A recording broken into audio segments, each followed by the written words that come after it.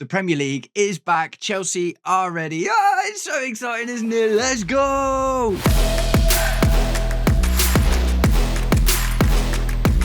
Welcome, Blue Believers, to another episode of the Stamford Sync, where we are syncing up with everything Chelsea FC. And we're back, people. The Premier League is mere days away. We've had our first official press conference. Good to see Enzo Maresca. Yeah, it was kind of a short one. He obviously dodges questions. That's what they always do in press conferences, isn't it? Not really dodging questions. It's just a lot of fluff. Do you know what I mean? They always, reporters do their best to ask the hard questions, and they've been doing it for years. But ultimately, managers always find there's a whole language, isn't there? There's literally a whole language about how to do a press conference and say things without actually saying anything. And Enzo Maresca seems to be no different, but whatever. So we are going to talk about said press conference, and we are going to do a match preview, including my predicted 11 for the Crystal Palace game. But before we get into it, guys, if you are enjoying the content and would like to see more, please do me the distinct honor of liking and sharing the video, subscribe to the channel, or just roast me in the comments, whatever gets you through your day. Right, so press conference. Do you feel ready? Yeah, we feel ready. Do you know what I mean? Like I say, there was a lot of fluff, man, but there was one thing in particular that I actually really want to focus in on, and it is pertaining to the centre-back situation. So, obviously, the first thing that was asked is, how's Levi Colwill? Enzo was like, yeah, he's all right, man. He's obviously, getting used to the fact that he's going to be out for a long time. And so it's good to hear that, we obviously know the surgery went well already. And, he's in as good a spirits as he can be, despite obviously suffering one of the worst injuries you can get in football and having to miss an entire season in which he's basically just been a big part of getting our team into the Champions League. So bless him, man. It's going to be, that as hard as it is for us as fans. Do you know what I mean? Obviously, we're all going to miss Levi, but, for him to have to miss out on this opportunity is, such a blow for him. So that inevitably led to questions, right?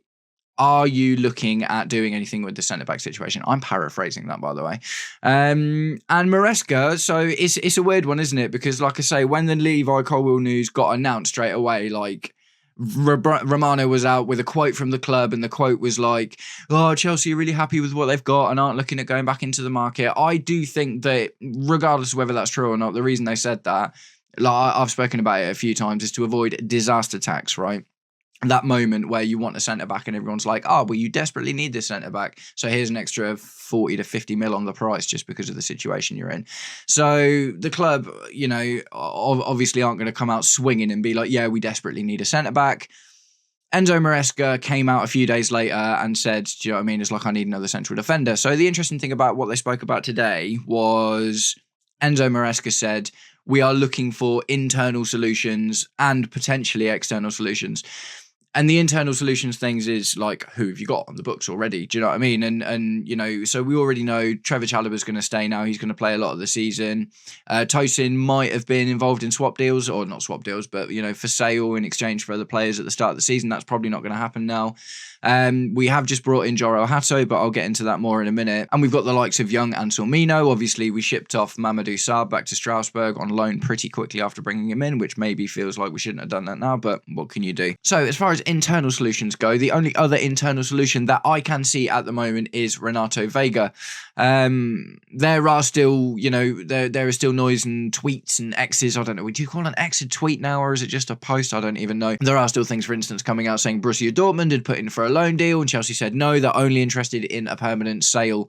So if we can't sell Renato Vega, he'll stay on the books anyway, which I would imagine means he will get some game time because we'll need to try and maintain and increase his asset value if that's the case. But the internal solutions don't exactly look myriad, do they? Let's be completely honest.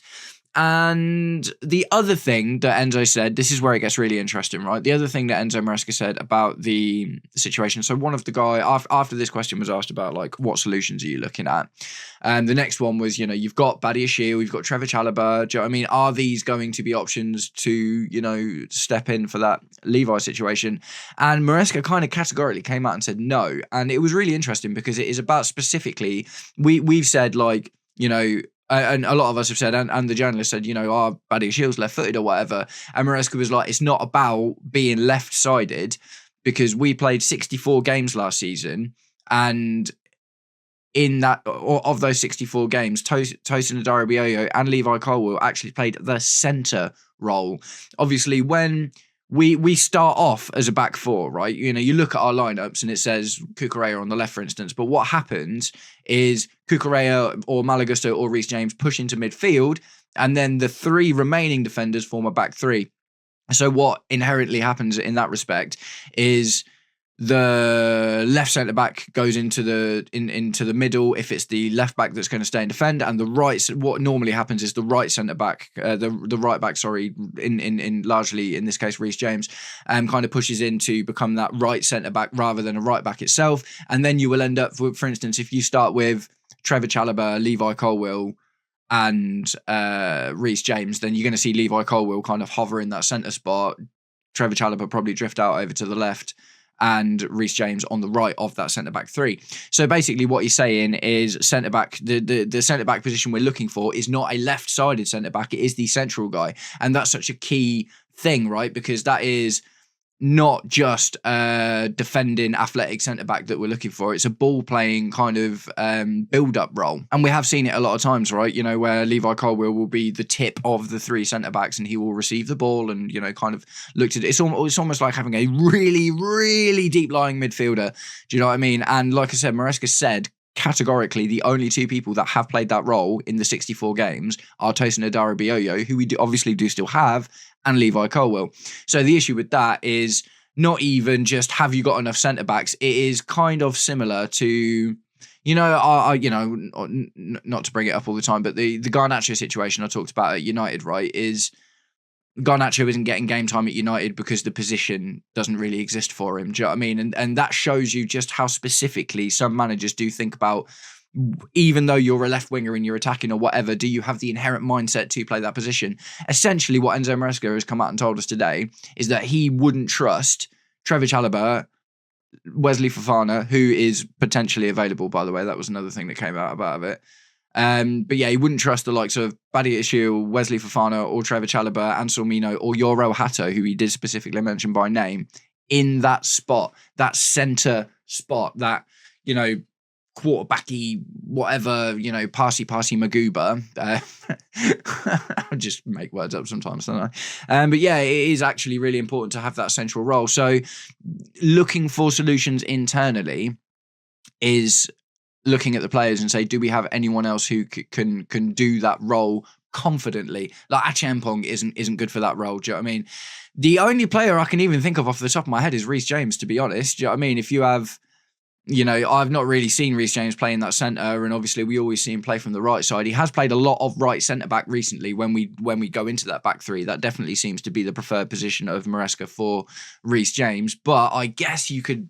Reece James is easily the next technically best player, and he is also a really good defender. So you lose some of that going forward stuff and the pushing forward stuff, do you know what I mean? But I guess you could argue that there's an opportunity there for Reece James to become that central centre-back rather than the right back. But Maresca obviously really likes Reece James in that position he's already in. So I wouldn't actually expect to see that. And what I do expect to see is probably for us to go out for that central centre-back role, which just makes it interesting because, you know, a lot of us have all been like, what left-sided centre-backs are available? It's not even what we're looking for, man. Do you know what I mean? We're actually looking for the guy that's going to be the fulcrum of that, you know, back three when we're in attack, to be the ball-playing defender. So I just found that really interesting. It gives us a really interesting glimpse into what we're looking for and who we're looking at. Do you know what I mean? So there's a lot of conversations to be had about centre-backs. Like, does Mark Guehi play that role? I know he's probably going to go to Liverpool anyway, but obviously a lot of us were like, Mark Guehi, get him in. Does he actually suit that role? Does he actually fit that role? Does Renato Vega fit that role? Can Trevor Chalobah become that, you know, sort of thing? To be fair, for me, Trevor Chalobah and Wesley Fofana are both kind of those opposite side centre-backs, do you know what I mean, from what you see. And Levi Colwill and Tosin Adarabioyo do have a more technicality in that kind of role, I guess, when it comes down to it.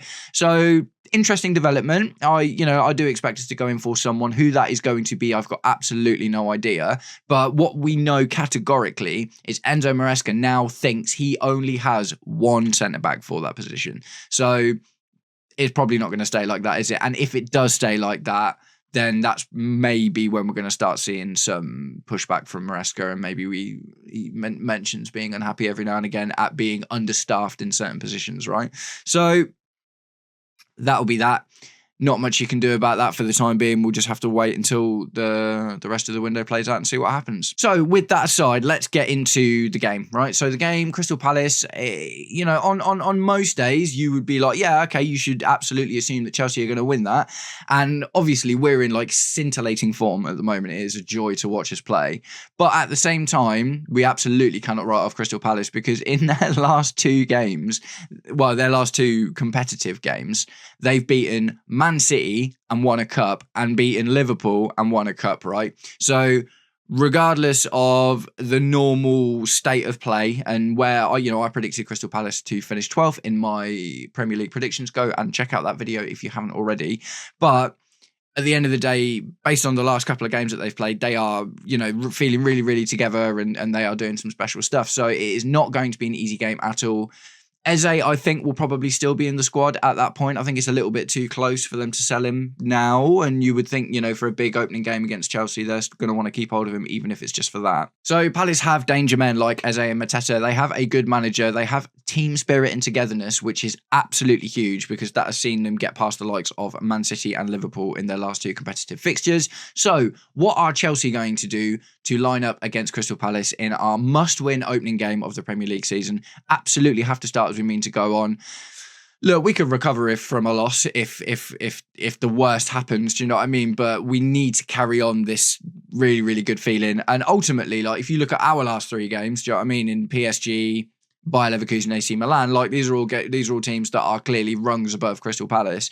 So you would expect us to win, but the worst thing you can do in the Premier League is go into a game half-cocked, right? So without further ado, let's have a little look at my predicted lineup for the Crystal Palace game and see who I think that we should start. Now, I haven't done one of these for a while. It's quite interesting, actually, because a lot of stuff has changed. We always start with goalkeepers, and until today's video, I have kind of always been like, oh, I hate this bit because I've got to put Robert Sanchez in or whatever.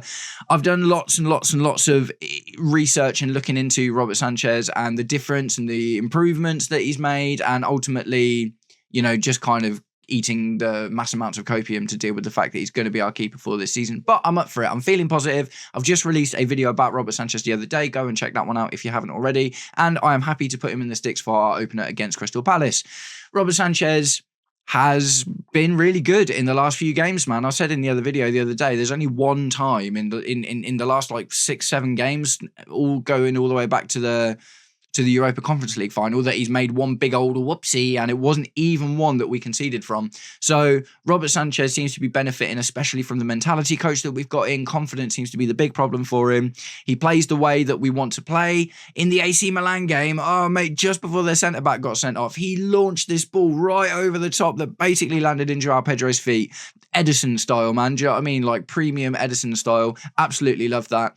So not only, you know, can he improve on the error situation, which is the big thing with him, but maybe we're starting to see some new stuff from him that is brought on by the new players we've got in the squad. So for me, Robert Sanchez gets it. And for the time being, I'm just being positive about that, right? Right, so defence, I will start with the right back, and it's going to be Reece James. And that right back spot on paper looks like a right back, but as we've just talked about, what it really is kind of a right centre back, occasionally pushing forward and getting into midfield when the team's on the up and up.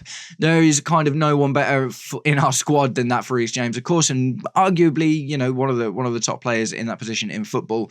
Reece James has been amazing recently. He was unbelievable against AC Milan, man. Oh mate, I love watching this guy play.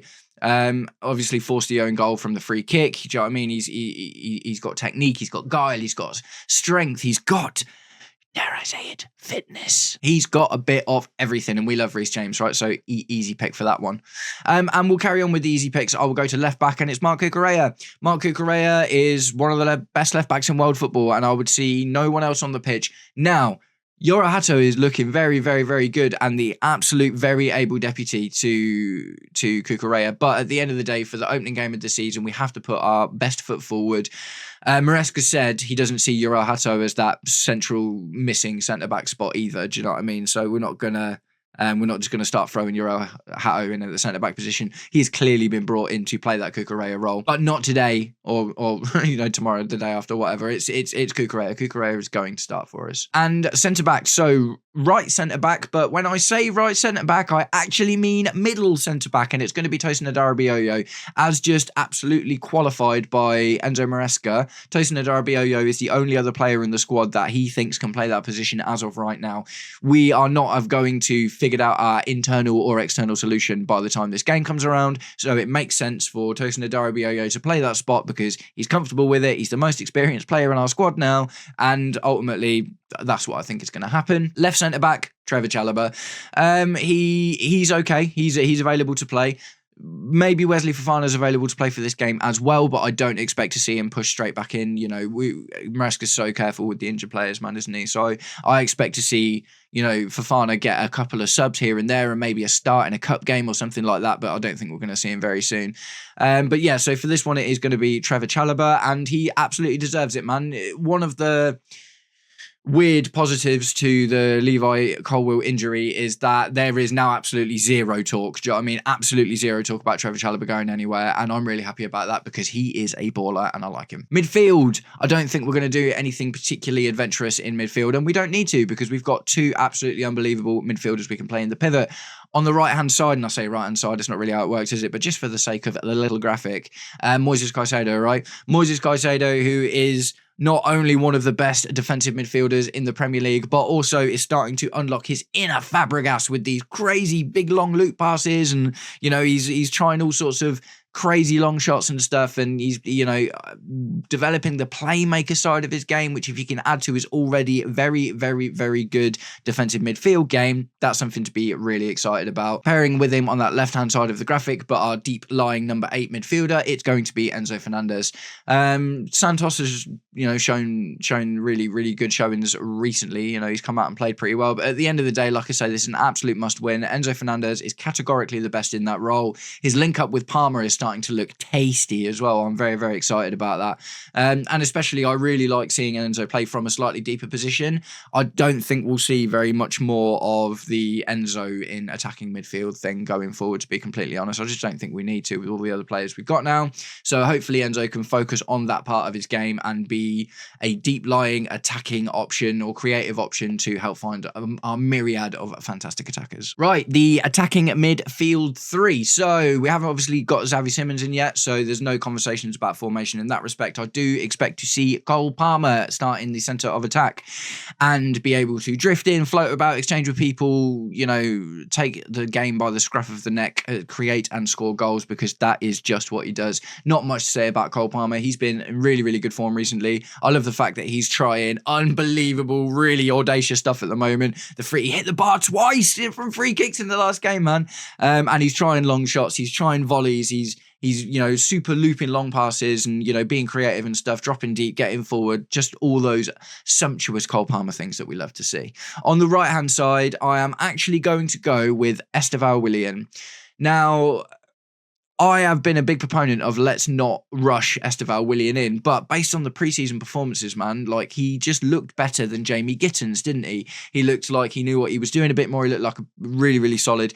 What I do think is he'll be the first to come off if he looks like he's not in the game at all. Do you know what I mean? But I think that it's not that I'm not a proponent of throwing him straight in there. I just think that, you need to be careful, especially with really young players. But he played really, really well against Leverkusen, obviously got his goal, and he drew the penalty in the AC Milan game. So he's getting involved, he's hooking up, he's swapping, he's linking up with people, he's dovetailing, swapping around, he's making himself available and a nuisance whenever he can.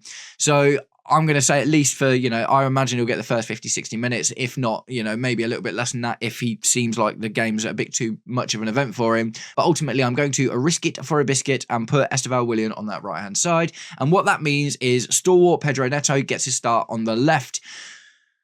I know it's not his ideal position, and he looks great on the right-hand side, but like I say, I think Jamie Gittins just needs a little bit more time to bed into that position and get a few more opportunities. And this is, this game could be against anyone. Do you know what I mean? This could be against a promoted team, and you still got to put your absolute best, strongest looking team out at the moment. This, we haven't seen anything in practice, but at the end of the day, we know that Pedro Neto functions really well on that left-hand side as well. And it'd be interesting because what we haven't seen yet is Neto on the left and Esteval on the right, and they can all swap with each other. Do you know what I mean?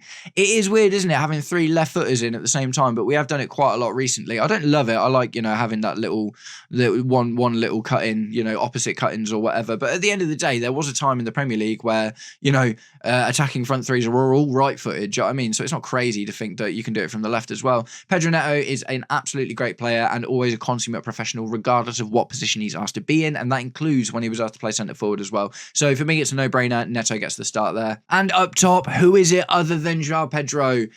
He just keeps scoring, man. 5 goals in 5 games. Literally, you just can't stop him at the moment.